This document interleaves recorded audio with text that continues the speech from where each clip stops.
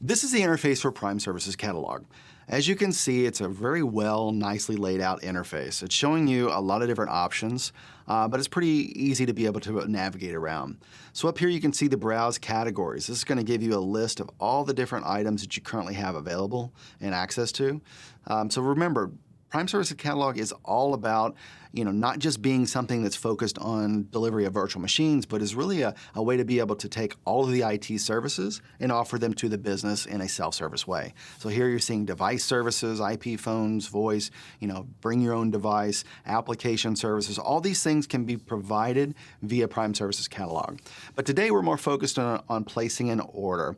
And we're going to place an order in our private cloud infrastructure as a service. So this is what we're going to do. We're going to go in and actually build a Jenkins server. So you may be asking yourself, what is this Jenkins thing he is speaking about? Well, if you are a developer, when you develop code and you write code, you put it into a repository, into a versioning system. It may be GitHub, it could be Subversion. There's a bunch of different tools out there. Well, what Jenkins does is it actually connects into those code repositories. And when there's change to code, it will take that code and create an automatic build process. That's what Jenkins does. It's called a continuous integration server.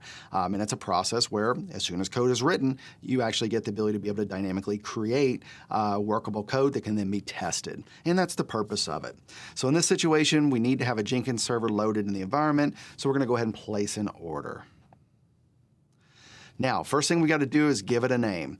This name is just whatever you would want it to be. You're very flexible. So we're going to name it Jenkins 15. Why? Why not? And then we'll go ahead and hit submit. And then this particular order is then going to be accepted. So here we're seeing that the order has been submitted successfully, and now what we should see is that particular order in My Stuff. So My Stuff is where you would have all of those different components, all the different orders you have, anything that you currently have from a services perspective. So you'll have your open orders, your completed orders, and then all the things that you're using currently. So let's go ahead and take a look at the open orders. So within the open orders, we should see that template for Jenkins. So here we've got two orders in place. We've got the request for the actual Jenkins server itself, and then we also have a request that has been made for creating a container.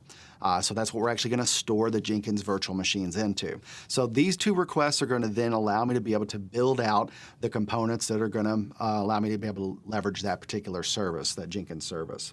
So now at this point, let's go ahead and take a look at the kind of what's happening on the background. So let's click over here to UCS Director. So within UCS Director, I should be able to see where those service requests are coming through. So here's that service request that was generated.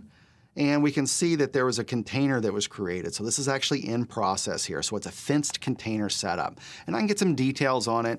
So in previous lessons, we saw how, UCS Director was able to then follow through this process. But the beautiful part about this is that front end that we had with Prime Services Catalog really launched all of this stuff. So while I can go into UCS Director and see what's going on, I don't have to use this particular tool. It makes it very easy for the rest of the organization to be able to place an order. And at this point, we're now in the process of it currently building out. So I can monitor this and I can watch the process as it goes through. Just to be able to take a quick look, we'll go ahead and take a look at what's going on with VMware as well, because that's where the service is being built. So here we should be able to see where that container is being created. And look here, we've got that fenced container. There's a lot of processes currently going on in the background. So there's the Jenkins server that's being loaded, the containers being loaded, the gateway for that container. All this is happening in the background. So that's how you would go through the process of placing an order in Prime Services Catalog.